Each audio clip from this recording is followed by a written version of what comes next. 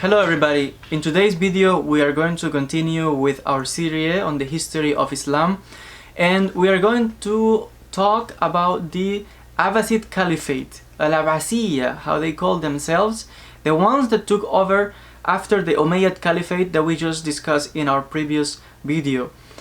The Abbasid Caliphate took its name after Abbas, the paternal uncle of the Prophet Muhammad, and they were a dynasty that everything started as a rebellion against the Umayyad. We just saw that the Umayyad did certain things and established a form of kingship and rule that with time and corruption and many things got people very angry, and there was a coalition of Muslims and even non-Muslims that united, and with time they planned and established a new caliphate, the Abbasiyya or the Abbasid Caliphate. Mainly we have to say that the ideals of this movement came from the idea of establishing a new dynasty, a form of government, thinking that the best people to rule were the ones who were descendants of the Prophet. And this was an idea that was appealing especially for the Shia Muslims. And the Abbasids at the beginning even got the Shia on their side. They got the newcomers to Islam, the Mawali, that were not happy at all with the Umayyad neither. They even got non-Muslims to support them, and of course many Sunni Muslims in general. Now, when they started to spread this propaganda and successfully finally took arms and massacred the Umayyad army and massacred the whole royal family of the Umayyad, with the exception of one man, a young prince that escaped and went to al-Andalus. The Abbasids make sure that they remain in power, and those who helped them were pushed to the side. Therefore, out of this whole movement and rebellion, what came out of it was a form of kingship and government, Sunni, and the Shia were pushed to the side. Even those who helped them, especially because this movement came to develop within the region of Khurasan. Khurasan is what in today's world is partly a main area of Iran, what also Afghanistan, Tajikistan, Uzbekistan. All of this area in the old days was known as Khurasan, and this is the main area that the whole movement of rebellion of the Abbasids started. And from then on, after they took power, they established the rule with a new capital that was founded in the year 762, Baghdad in Iraq. And like I said, the ones that hold the power were the Arabs. And the Iranians and other non-Muslims, they were prevented from power. The Shia couldn't hold power, and they were then very upset because they said, oh, we helped and now we are out. No.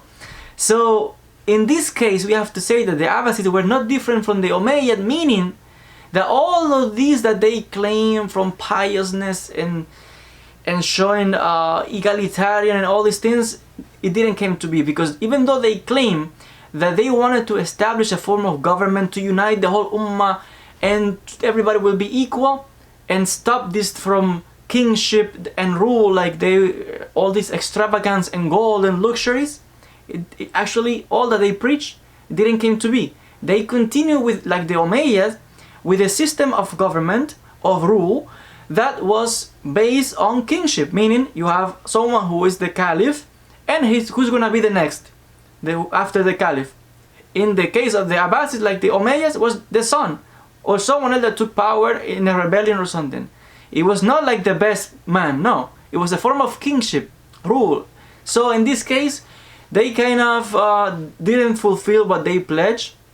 But we have to say that of all the caliphates, the most important, perhaps in reference to the development of the Islamic arts, sciences, religion, everything, it was during the time of the Abbasids, the Abbasiyya.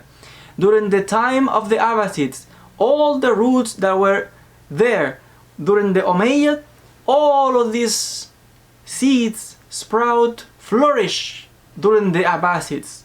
And it was during the Caliphate of the Abbasids that we saw, like I said, Islamic sciences, art, literature, philosophy, development of the better understanding of the Arabic language, the sciences of the Quran, Hadith, all of these great Islamic theology, history, you name it, all came to flourish during the time of the Abbasids, because the Abbasids were very smart Arab rulers.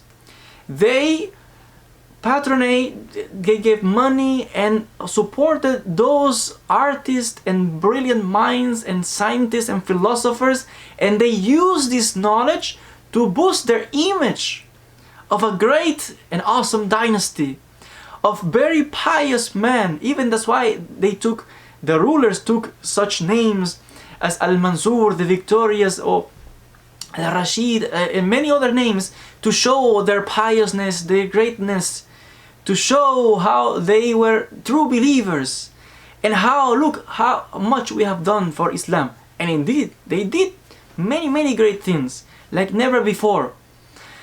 We haven't seen such great development under the Abbasids, with the exception of the Umayyads in al-Andalus. That was later on, when the Abbasid Caliphate declined, the Umayyad Caliphate rose in what is today Spain, and we saw great development also there, and we will talk about them in future videos. So on this side we have to credit the Abbasids with all the great minds and the great developments and tafsir and hadith and all of these developed at the time during the Abbasiyya.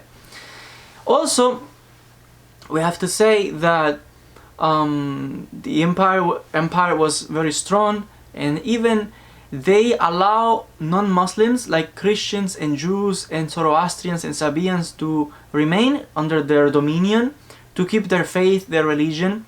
We have to say again that Jews and Christians, these people that were non-Muslims, they did not have the same equal rights as Muslims, because they were not allowed to have positions in government. There were certain limitations for them, but in general we have to say that Muslims and Christians, Jews and Christians live much better under the Muslims than they live under the Christians, because the Christians really did not treat them that good. In fact, the whole Christian theology was based on kind of punishing, let's say, intellectually, and to denigrate the Jewish religion, for example, to show the greatness of Christianity as the new emerging religion. But in the case of the Abbasids, they allow Jews and they allow Christians and others to remain under their dominion, keep their faith.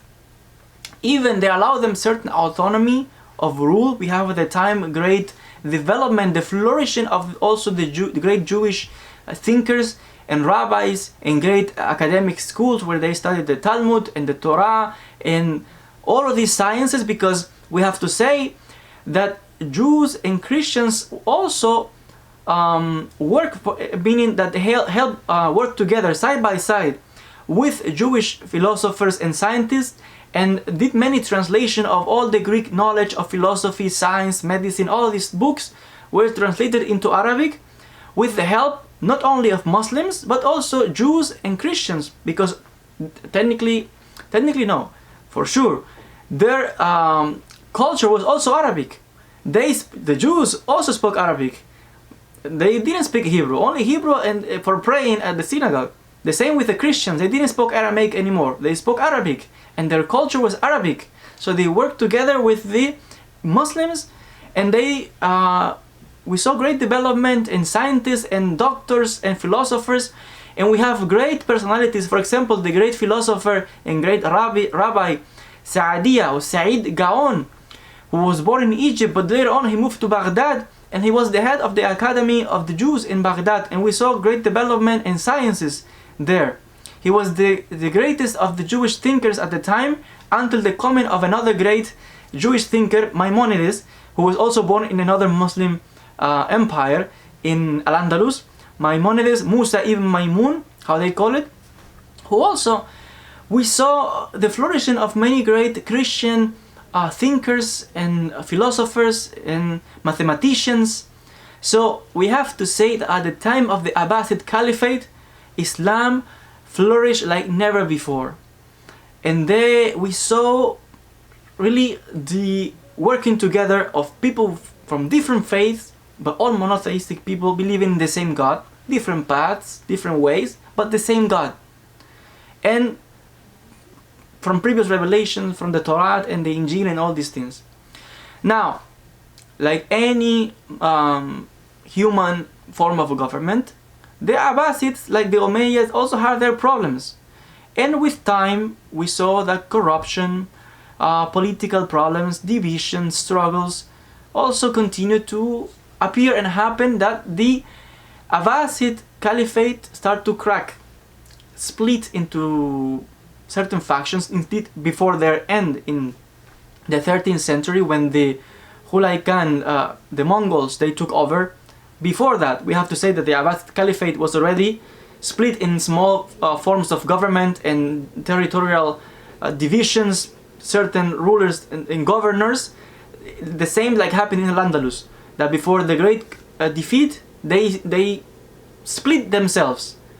And sadly, this is what we have seen also in the modern Muslim world, that Muslims finding division and splitting and among themselves, and that's why someone else came and took over. And that's what happened with the Abbasids. We saw corruption, we saw problems, internal problems, we saw ideological divisions, ways of understanding Islam, and all of these things created many problems.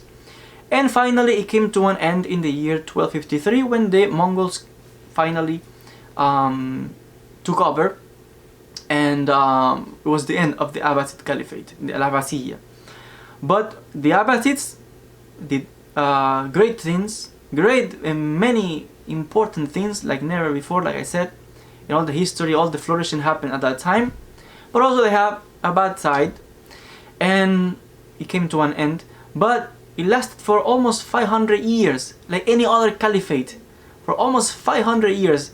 And as a proof of this kind of split and division that was at the time, we saw that not only were regional divisions within the caliphate, but even other caliphates in the Muslim world appear. The Umayyads from al-Andalus, the Fatimids in Egypt, all of these three caliphates at the same time were ruling. Abbasids, Umayyads, and Fatimids. But when the Umayyads in al-Andalus disappear, the Abbasiyya remain. When the Fatimids from Egypt disappear, the Abbasid Caliphate from Baghdad remain.